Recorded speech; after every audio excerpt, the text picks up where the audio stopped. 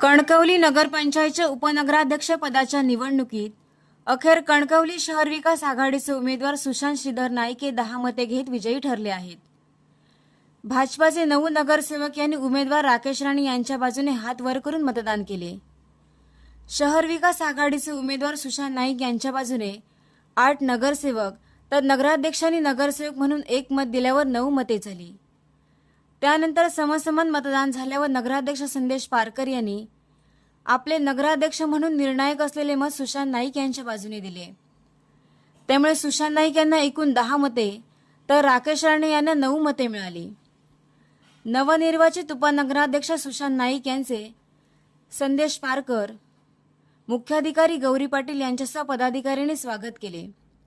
यावेळी सभागृहात नगरसेवक जयेश धुमाळे, संकेत नाईक, दीपिका जाधव, जुई मुरकर, सुमेधा अंधारी, लुकेश कांबळे, रुपेश नार्वेकर, उपनगराध्यक्ष पदाचे उमेदवार सुशांत नाईक, प्रतीक्षा सावंत, सुप्रिया नलावडे, आर्या राणे, मेघा सावंत, मनस्वी ठाणेकर, मेघा गांगण, राकेश राणे, संजय कामतेकर, स्वप्नील राणे, स्वीकृत नगरसेवक बाळू पारकर, बंडू हरणे आदी उपस्थित होते।